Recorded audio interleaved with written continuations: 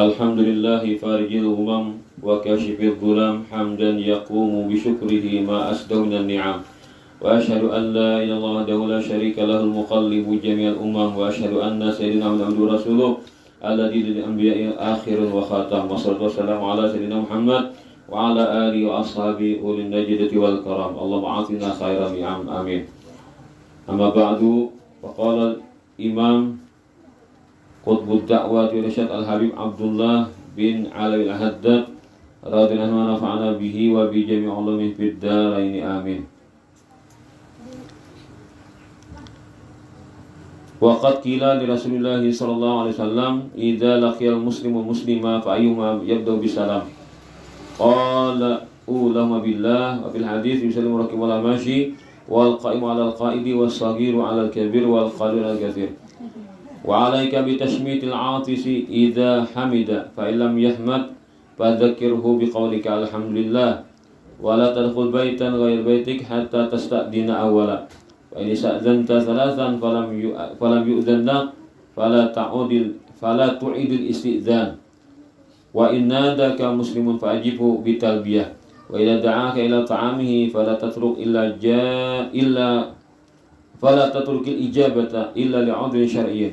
Wa idza aqsama 'alaika an taf'ala syai'an wa su'ilta billahi syai'an fa iyyaka an tamtani'a. Qala Rasulullah sallallahu alaihi wasallam mal'unun man sa'ala billahi wa mal'unun man su'ila billahi falam yu'ti. Para hadirin wal hadirat rahimani wa rahimakumullah, alhamdulillah wa syukurillah. Hari ini kita dapat berkumpul dalam kegiatan kita membaca Taratibul Haddad, dan kebetulan malam ini kami dari keluarga ingin menghauli kepada salah seorang saudara kami, keluarga kami telah meninggal, maka kami gabungkan acara haul dengan kegiatan ini. Jadi supaya mencukupi seperti biasa, kita sedikit membaca kitab. Jadi Habib Abdullah bin Ali Al-Haddad radhiyallahu anhu dalam kitab Risalah Mu'awanah, beliau mengutip hadis Nabi sallallahu alaihi wasallam yang mana beliau ditanyai, "Ya Rasulullah, apabila ada orang sama muslim berjumpa, maka siapakah yang lebih dulu untuk mengucap salam?" Lalu Rasulullah SAW bersabda, yang mengucap salam itu adalah orang yang lebih dekat dengan Allah Ta'ala. Artinya, berarti itu lebih besar keimanannya atau hati-hatinya atau perhatiannya kepada agama. Sehingga Nabi mengatakan demikian.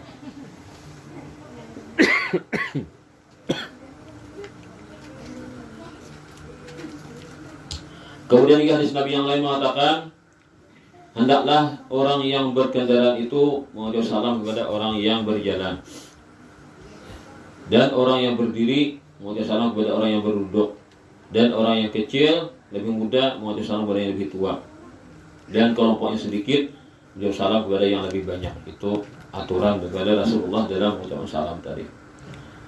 Kemudian lagi beliau menyampaikan nasihat beliau, adab kita pada sesama muslim, dan lazimkanlah engkau untuk menyahuti orang yang bersin apabila dia mengucap alhamdulillah. Maka ketika orang lain mengucap alhamdulillah, maka kita sahuti dengan yarhamukallah. Kalau lakian, kalau bini yarhamukillah. Nah, jadi ketika dia mengucap alhamdulillah, bersyukur dia kepada Allah karena orang lain itu membuangi penyakit.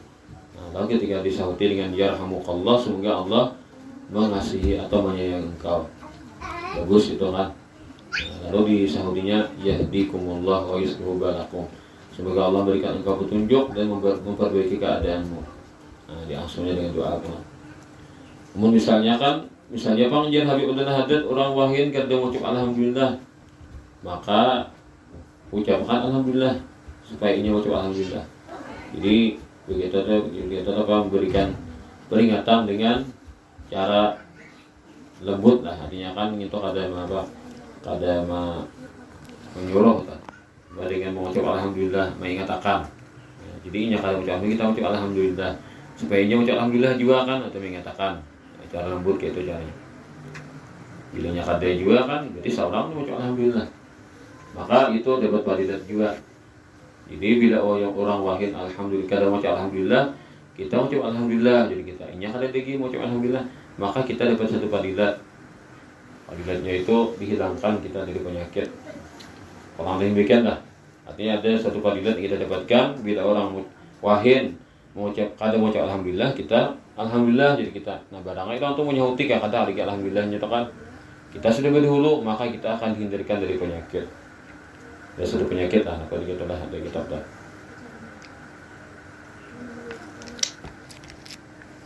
Kemudian lagi Habib Abdullah Haddad memberikan nasihatnya lagi, jangan ikam bewani-wani memasuki rumah orang. Nah itu kecuali minta izin dulu.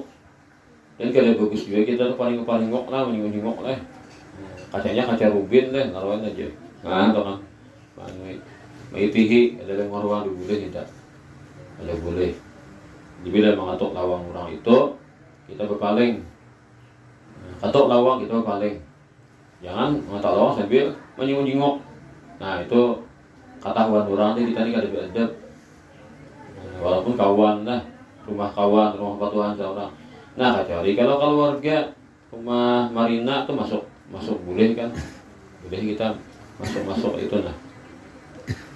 Ada kan marina atau hutan rumah anak. Nah, ada kan di kitab di Al-Quran di surah An-Nur itu ada masuk. Atau kawan yang sudah menyerahkan kunci rumah kepada kita kan, artinya kita memang diberikannya kebebasan di rumah itu.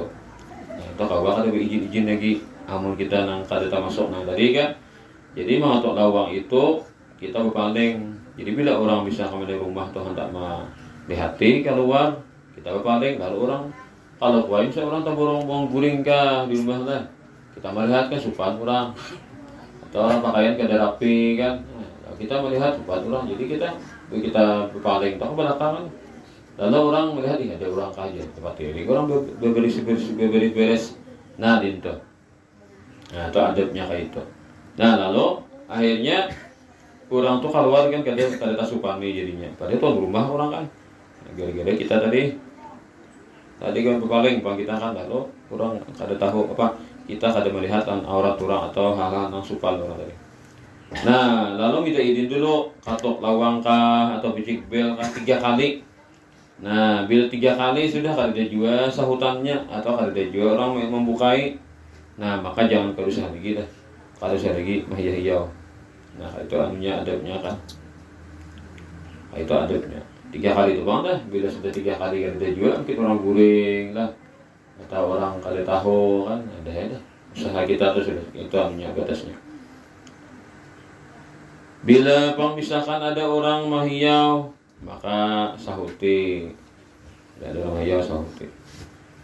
Mun orang bui makanan, nah maka kabulkan hajat orang. Misalkan orang bersalamatan kah di rumah lah, orang mahal, ma'arwah. Nah, maka datangi disidin kecuali kalau ada udzur. Maka udzurnya kan menurut syariat itu udzur. Nah maka itu boleh-boleh saja kalau datangi. Bila bang Allah bersumpah-sumpah supaya kita melakukan, nah ini benar lah demi Allah, nah tolong ikam ini ya kan, kayak itu orang Arab tuh itunya bilang minta tuh ini sumpah, aku minta ikam lah demi Allah kabulkan hajatku ini, aku minta ini nah tolong kau kerjakan ini nah demi Allah. Orang Arab tuh kayak itunya. Jadi kita ada biasa itu kan, orang Arab tuh minta sesuatu tuh bilangnya bersungguh-sungguh dengan bersumpah dengan nama Allah. Maka ujar sidin, maka usahakanlah untuk mengabulkannya. Artinya suatu yang memang boleh-boleh saja, bukan suatu yang diharamkan. Nah itu.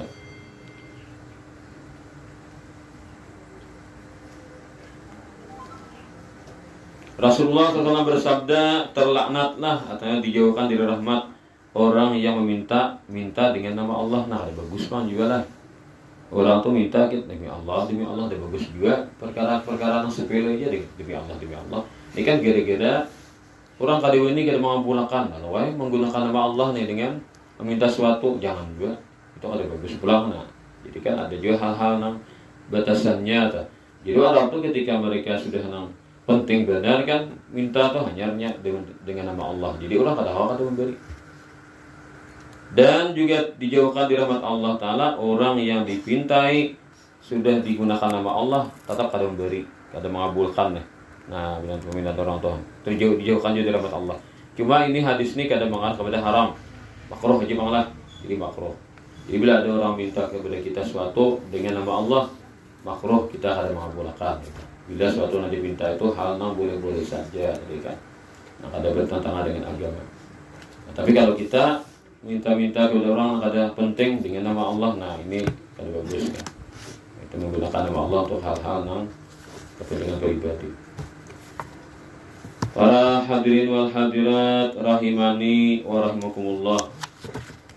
Imam Al-Ghazali bercerita dalam kitab beliau Ihya Ulumuddin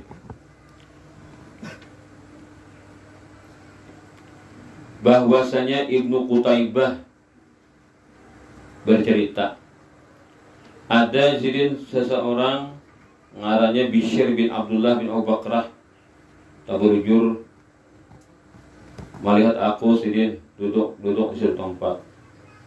Lalu inya manakuni, wahai Ibnu Qutaibah, jadi Bishr bin Abdullah ini tuan guru, kurang alim Bishr. Wahai Ibnu Qutaibah, kenapa kamu duduk di sini? Kenapa gerang menjadi kamu duduk di sini? Ujar Ibnu Qutaibah, aku ada suatu permasalahan. Artinya itu ada suatu yang dirabutakan lah antara aku lawan sepupu. Jadi suatu hal memperebutkan satu hak antara aku dan sepupu. Lalu ujar si Bishr, nah wahai Ibnu Qutaibah, abahmu tuh behari dan aku ada jasa menolongi aku beri. Jadi aku tang jasa abahmu. Jadi aku akan membalas jasa abahmu. Dan bahwasanya aku demi Allah tidaklah aku membalas sesuatu yang sangat berpengaruh besar menghilangkan nilai agama seseorang, dan tidak pula sesuatu yang mengurangi kehormatan seseorang, dan tidak pula sesuatu yang lebih cepat menghilangkan kebahagiaan, kesenangan, dan tidak ada sesuatu yang lebih maulah hati jadi kacau balau, jadi pikiran daripada bahwa orang. Jadi abahmu lan aku beri bagus, aku tak salah abahmu. Lalu kemana nasihati ikam lah. Artinya nih masa bahwa ini tahulah, bila orang bahwa itu agama cepat hilang. Artinya bila taruh bahwa bisa akhirnya membawa kepada kekafiran. Nah, kalau terlalu keras benar. Kemudian kehormatan diri jatuh juga. Dan kadang hidup ini kan zaman lagi bila kita tuh ada bakal kekerasan orang, bahwa orang. Dan hati kita kacau dan ganggu. Kenapa? Karena diwalakan nih gara-gara nang aja postingan aja kan di grup WA. Nah, bahwa jadinya kan pasti dah hati itu kacau balau kan terganggu. Pikiran kayak kamu beres nih, supaya menang kan. Nah, sekarang karena 1-0 deh. Nah, pulang supaya kau menyahuti supaya atau kan. Padahal yang diwalakan kada jadi duit dah. Kada jadi beres dah. Itu mah kacau pikiran orang. Apalagi yang diwalakan ini suatu hal yang bernilai harta. Nah itu jadi nasihatku ini sangat berharga lah ikam, karena abahmu jasa dan aku asalnya. Jadi ku nasihati ikam. Artinya biparaya ikam bahwa apalagi sahukunan diwal kan. Nah Ibnu Qutaibah dinasihati oleh Bishr bin Abdullah. Mungkin Abu Bakar, kalau Abu Bakar ini kan sahabat Nabi, malah nama sahabat Nabi, mungkin cucu sahabat Nabi. Akhirnya Imba dinasihati sidin, aku berdiri sidin bulik aku. Nah, bulik. Jadi rupanya lah waktu itu ada sudah nih nang saupo nang macam bahwa nih ada sudah. Ujar nang saupo, napa Ibnu Qutaibah ikam kemana na bulik kah? Aku nu bulik. Aku tindak bahwa ikam. Nah. Anu kah jadi ikam ina bahwa jadi mundur nih. Ikam mengakui kada bahwa saya nang sesuatu yang kita sengketakan ini memang milikku. Jadi saupunya nih. Ikam mau kalah kan sudah. Jadi bulik nih napa? Ikam sudah mengakui kah bahwa saya nang kita huwalakannya desa ampunku desa aku ngaku ka ikam sudah ujar sahupunya. Kada masalah itu dam. Ujar Ibnu Qutaibah, aku lebih memuliakan diriku daripada aku berhuwal. Masalah harta berhuwal aku dindak kayak itu. Jadi itu menghinakan diriku. Lebih aku utamakan diriku mulia daripada diriku jatuh dengan bahwa lawan ikam. Nah lalu ujar sesepunya pulang. Amun kayak itu kisahnya, aku pun kada juga menuntut ikam sesuatu. Ayo sudah, nah kita huwalakan tuh jadi ampunmu juga. Nah timbul bakalah juga kan. Nah sepupunya tadi ambil ilmu juga, timbul bakalah juga. Ampunmu itu aja. Nah, harus sakit bahwa lagi. Artinya aku mengakui aja. Sebenarnya itu ampunmu. Aku ada mengarasi lagi nah jadi gara-gara sini bakalah timbul orang merasa apa yang simpatik lah. Akhirnya orang mengakui sepupu tadi. Nabi Isa alaihissalam pernah dilewati oleh seekor babi. Nah, babi ini kan binatang najis. Karena di akhir zaman Nabi Isa itu kan bilanya sudah memimpin kan umat Nabi Muhammad ini kan, itu misinya dua. Pertama menghancurkan salib, nah kedua membunuhi babi. Wallahualam tuh babi itu habis kan lah. Punya di seluruh dunia ini tambah babi mati. Itu zaman Nabi Isa karena di akhir zaman Ibah membunuh Dajjal kan. Nah, maka misinya menghancur salib dan membunuhi babi. Nah, mungkin bisa punah lah babi kan lah. Nah, dibunuh.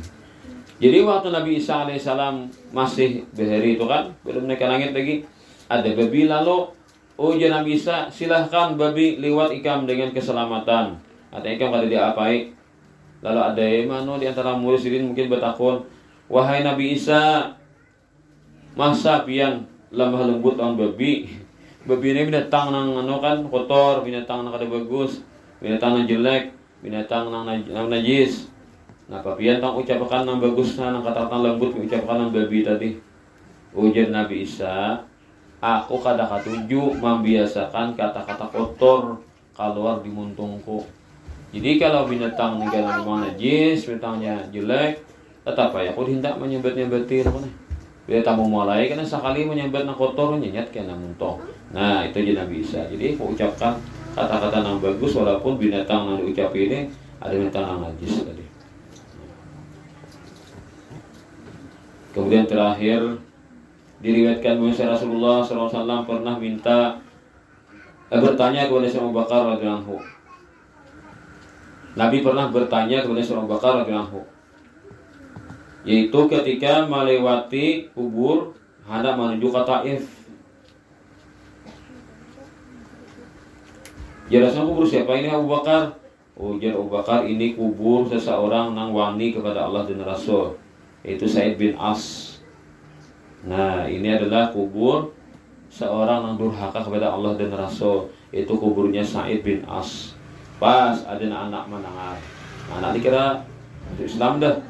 Nah, Ammar bin Sa'id mendengar ucapan Syekh Abu Bakar tadi. Lalu ya Rasulullah, ini kubur orang na waktu hidupnya katuju makani orang.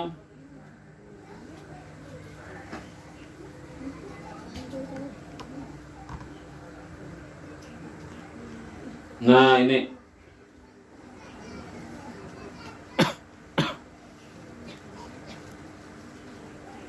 kemudian lagi orang ini ada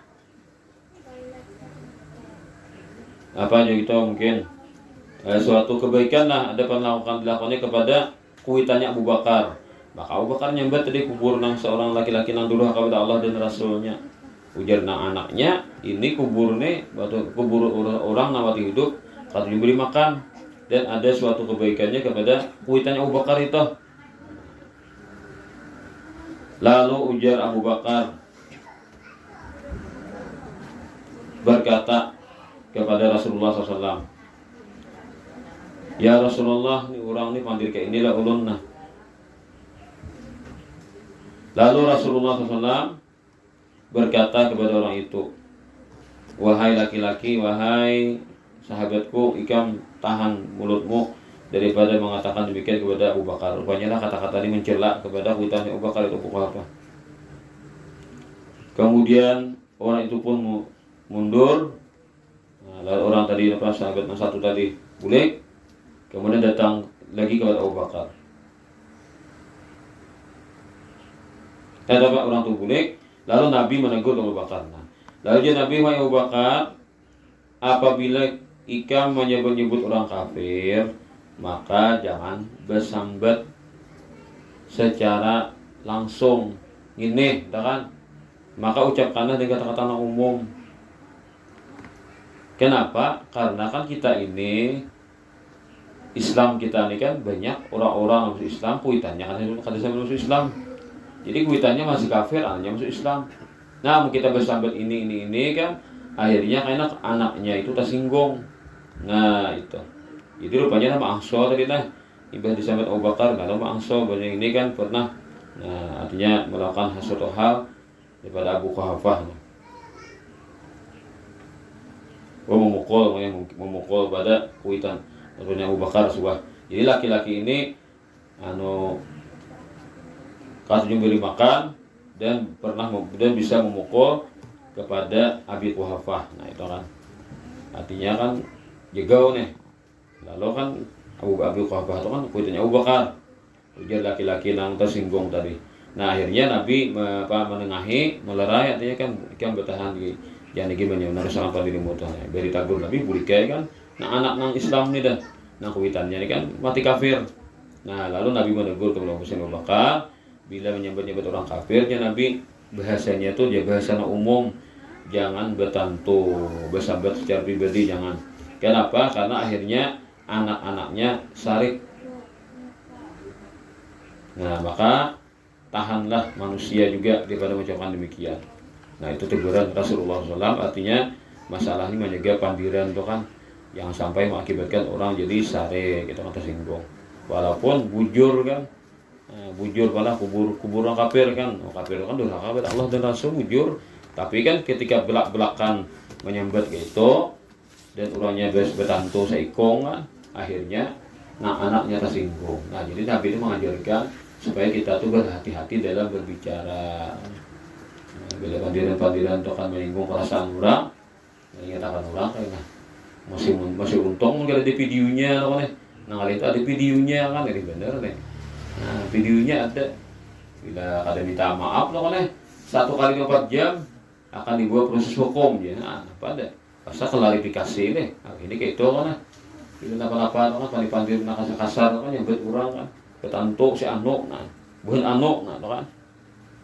Udah tersinggung orang di atau orang video juga kan kiriman video juga. Nah, itu. Jadi kan ini kisahnya Imam Ghazali memberikan kita informasi bagaimana orang bari menjaga pandiran itu supaya berhati-hati. Inilah yang kita sampaikan. Semoga manfaatnya bagi kita semuanya selalu akhirat. Amin ya rabbal alamin. Dan semoga almarhum yang kita hauli ini mendapatkan rahmat, maghfirah dan keridhaan kepada Allah SWT, memberikan kebahagiaan di alam sana. Begitu pula semua orang-orang yang telah menolong kita daripada keluarga kita, orang tua kita, dan orang-orang yang bertetangga kita, orang dari kampung kita ini. Amin ya rabbal alamin. Al-Fatihah.